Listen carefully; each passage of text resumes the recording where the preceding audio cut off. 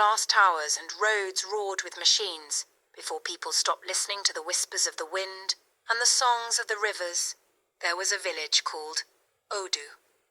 It lay in a hidden corner of the earth, wrapped in the arms of ancient forests, where trees spoke in rustles and the spirits of the land walked barefoot among mortals.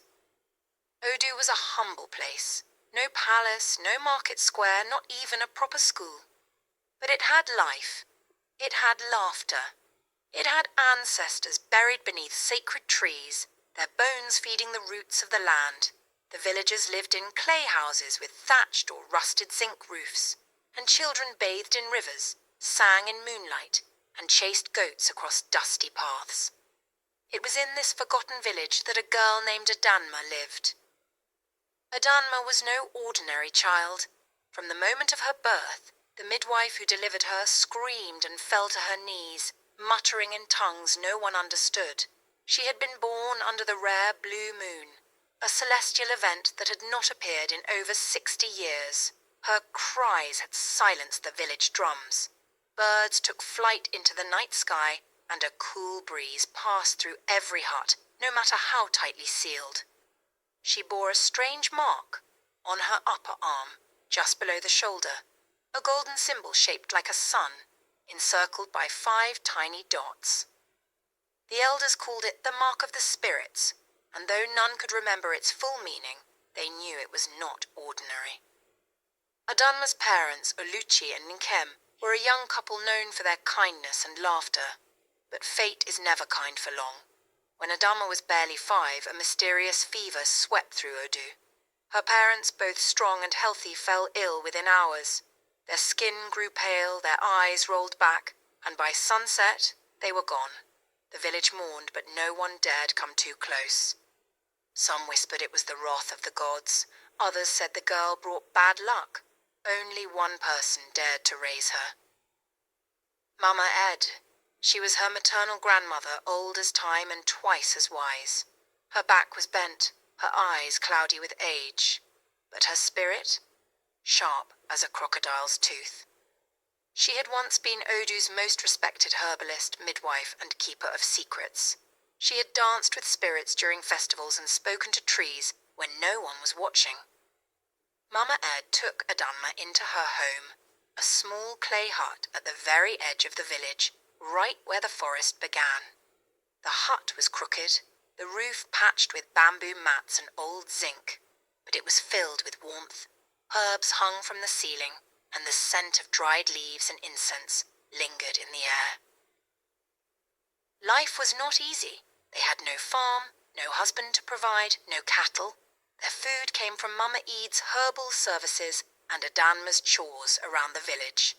She would sweep compounds, fetch water from the stream, help old women grind millet, and sometimes even sing lullabies to crying babies for a bowl of rice or a few cowries. She never complained. Even when she went hungry, she smiled. Even when the other girls mocked her old clothes and bare feet, she carried herself with quiet grace.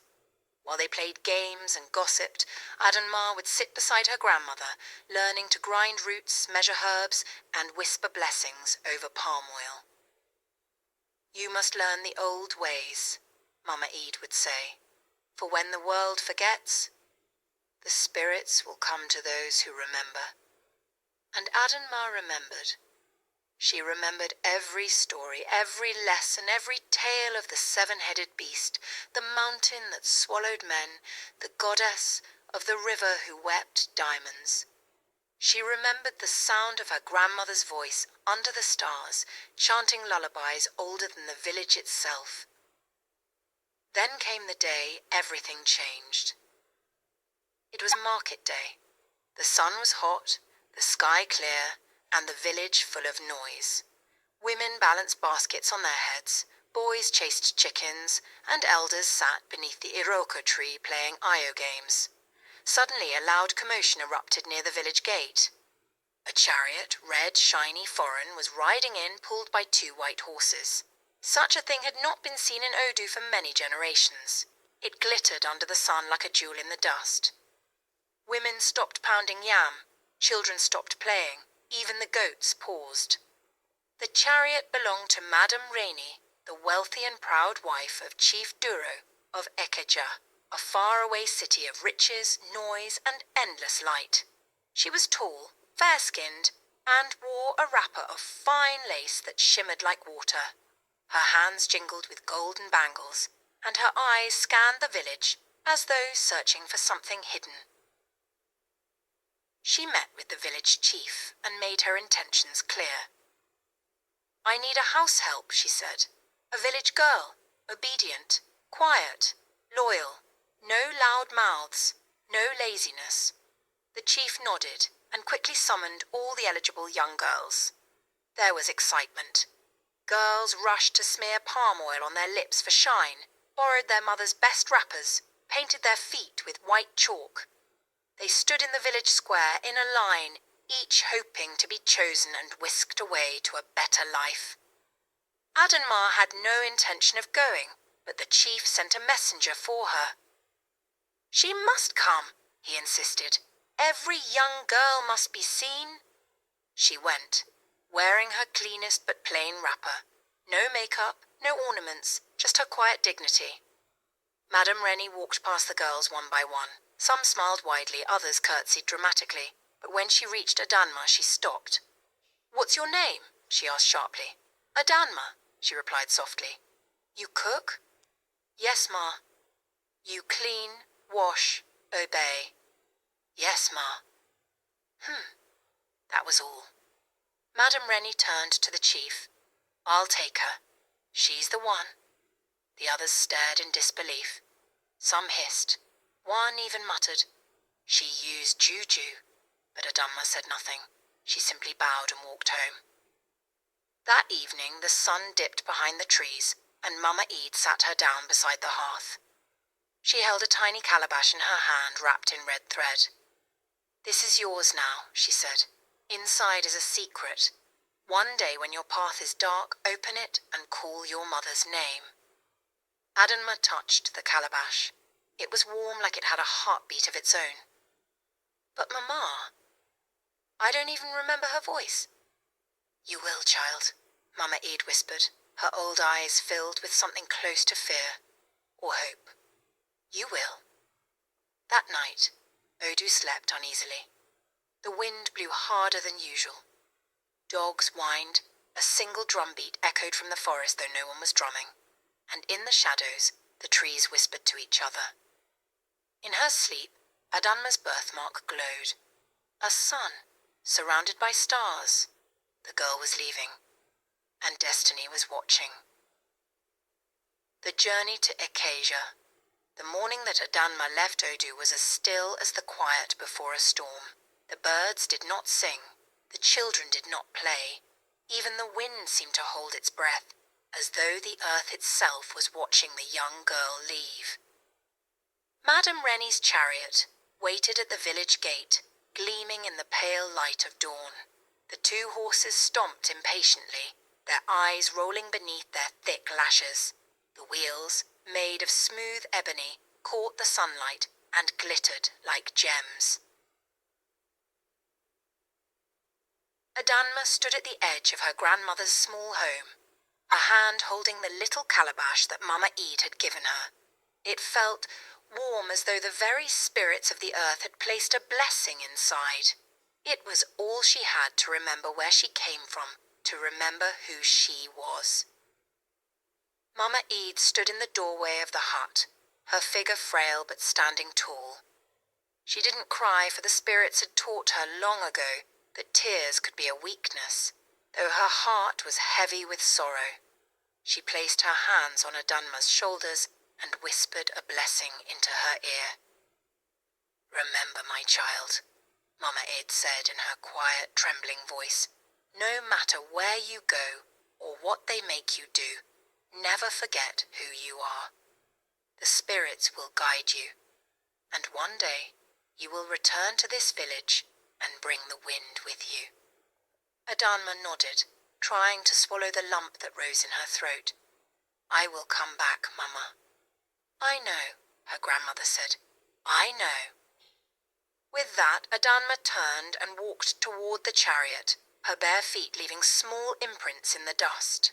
She climbed into the chariot, her heart pounding in her chest, and sat beside Madame Rennie. The chariot rolled forward, leaving behind the village of Odu, its trees, its dust, its quiet beauty. She could hear the faint whispers of the village elders, but she didn't turn back. As they travelled, the landscape around her began to change. The tall trees of the forest that had once surrounded Odu began to thin, and wide, empty fields stretched out before them. The road grew rougher, and the rumbles of the chariot's wheels seemed to echo like a warning. There was something unnerving about the vast emptiness beyond the forests. Madame Rennie sat in silence beside her, her face as cold as the morning mist. She didn't speak to Adanma except to issue sharp commands whenever the horses slowed too much or the chariot veered off course. Adanma's gaze was fixed on the road ahead, but her mind was far away. She thought of Odu, the familiar smells of the palm oil being fried at the village square, the laughter of children running with buckets of water, and the steady rhythm of her grandmother's voice telling stories of gods and spirits. Her heart ached for the simplicity of those days, but Mama Ed had said she was destined for something greater. The chariot rumbled on, and by nightfall they reached the outskirts of Acacia, the bustling city where Madame Rennie lived. Acacia was a world unlike anything Adanma had ever seen.